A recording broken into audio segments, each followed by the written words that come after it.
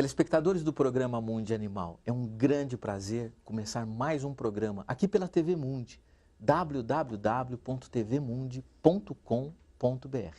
Se você tiver alguma dúvida, uma sugestão de pauta, mande um e-mail para a gente, mundianimal@tvmundi.com.br. Bom, hoje o assunto é demais, oncologia veterinária. Será que de fato o número de casos dessa doença está aumentando? Em consultório, a gente vê todos os dias muitos casos de câncer, infelizmente. Hoje eu trouxe a doutora Karine Germano, médica veterinária com especialização em oncologia veterinária, aqui nos nossos estúdios da TV Mundi, vai esclarecer tudo sobre câncer.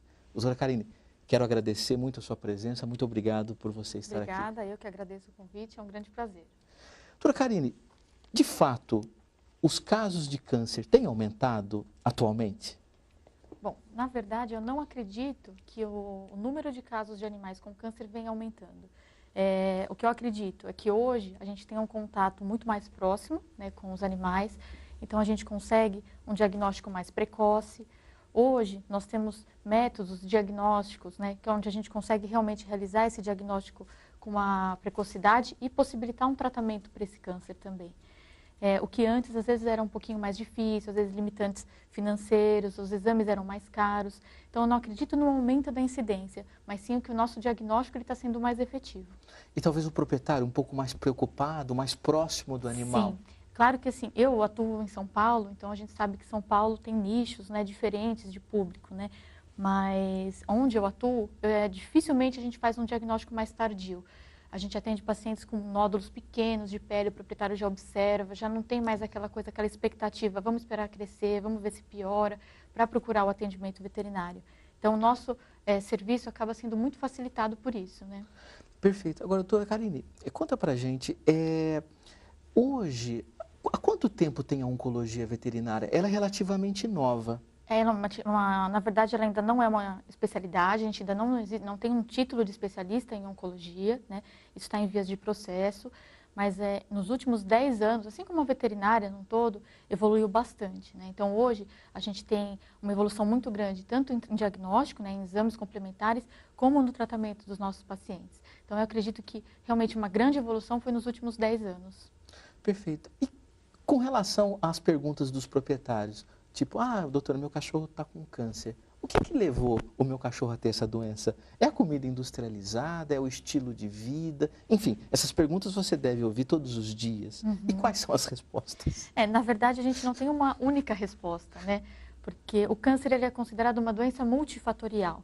Então, claro, existe um componente genético, existem os fatores ambientais. Para cada câncer, a gente tem também um fator externo, por exemplo, os tipos de câncer de pele, que a gente tem a incidência solar como um principal start para esse câncer. Então, a gente não consegue dar uma resposta única, mas os proprietários abordam realmente esse tema até para pensar em evitar para um próximo animal. A ração é uma das perguntas que a gente mais ouve realmente, né? Porque hoje, pela rotina dos proprietários, né, é difícil a gente preparar uma dieta caseira, onde a gente consegue selecionar melhor os nutrientes para essa alimentação. Então, hoje não existe nenhuma comprovação de que os animais que se alimentam exclusivamente com ração têm uma incidência maior de câncer. Porém, é uma alimentação industrializada, onde a gente tem alguns componentes químicos.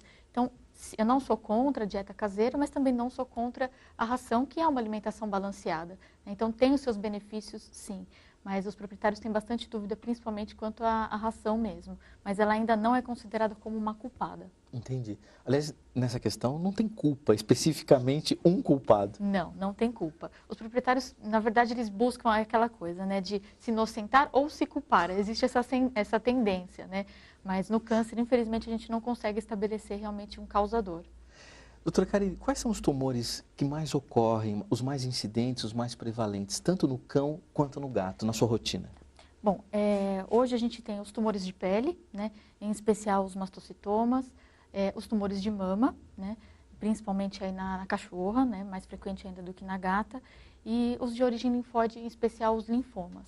Hoje, na minha rotina, o que a gente mais atende realmente são esses 3 tipos de câncer. Pele, mama e tumores linfáticos. Isso, são os 3 mais comuns. E qual que é a abordagem terapêutica? A radioterapia para animais, a quimioterapia, enfim, quais os tratamentos que estão envolvidos? Uhum. Num aspecto geral, claro que isso é avaliado especificamente para cada caso, para cada paciente, porque mesmo sabendo que aquele cãozinho ou aquele gato foi diagnosticado com uma neoplasia maligna, não necessariamente ele vai ser um candidato a todas as etapas do tratamento, né? A gente não pode esquecer que, além do câncer, existe uma vida, né? Então, é lógico que a gente sempre pesquisa outras comorbidades que podem ser uma contraindicação para o tratamento. Mas hoje, no Brasil, o que a gente tem de tratamento mais disponível seria a cirurgia, né, dependendo do caso, e a quimioterapia. Existe um instituto particular aqui em São Paulo que exerce a radioterapia, porém o aparelho que eles dispõem são para lesões superficiais. Então, não são para todos os casos que a gente consegue indicar. Existe previsão da radioterapia para o Brasil, mais ou menos, talvez no ano que vem a gente já consiga instituir na nossa rotina, mas ainda não faz parte da rotina. Perfeito. Utiliza-se também outras terapias, no caso complementares, para o tratamento do câncer, além da cirurgia, da quimioterapia, por exemplo? Sim. Hoje a gente tem várias formas complementares de tratamento. Existe ainda a indicação de acupuntura, homeopatia. Sempre que há a possibilidade, eu peço como um tratamento adjuvante para o proprietário ouvir a opinião de um especialista, de um homeopata ou de um acupunturista. Por quê? Talvez não tenha tanta, claro, ação efetivamente no câncer, mas ajuda as comorbidades que trazem esse câncer. Por exemplo, controle da dor, né? A gente observa também que os animais que passam por um tratamento homeopático têm menos efeitos adversos com a quimioterapia. Então, ajuda o animal a passar melhor por esse tratamento. Então, sempre que possível, eu indico uma associação, sim.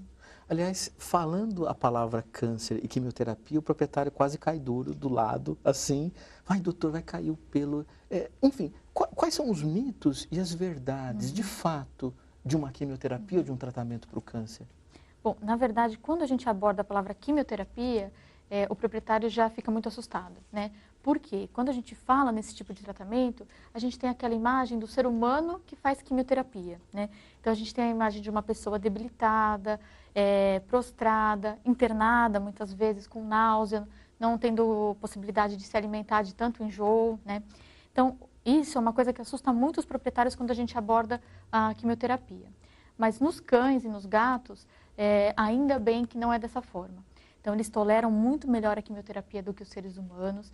A gente não sabe ainda dizer exatamente o motivo. Claro que existem efeitos psicológicos ligados a tudo isso, que o animal não sabe que vai passar por uma quimioterapia. Então, a gente acredita também que isso contribua para não se ter tantos efeitos adversos. Mas, se a gente for falar em porcentagem, em torno de 10 a 15% dos animais apresentam efeitos colaterais que os proprietários conseguem nos relatar.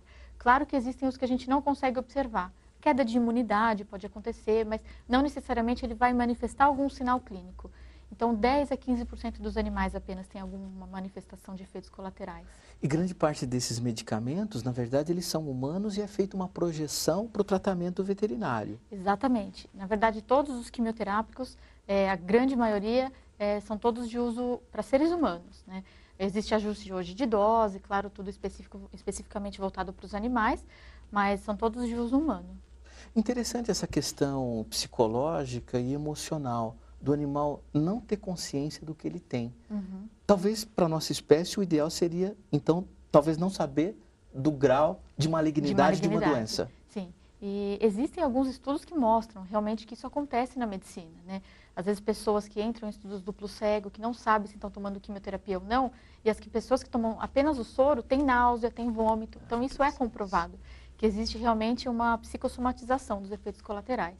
Então eu acho que isso é um grande aliado nosso no nosso tratamento quimioterápico. Nossa, é um poder da mente, né? Sim. Nossa mente, é o que eu costumo falar para os proprietários, ela consegue levar a gente lá para cima, mas também o contrário, né?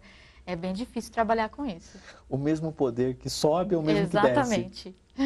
Legal. Eu gostaria de abordar melhor esse tema. Inclusive, eu acho também que o oncologista, de alguma forma, aliás, eu tenho um irmão oncologista humano, aliás, ele é quimioterapeuta, por coincidência, e eu acho que o grande papel desse profissional também é do ponto de vista psicológico, né? Eu acho que ele, antes de tudo, ele é um psicólogo, né? No geral, o veterinário é um psicólogo, né?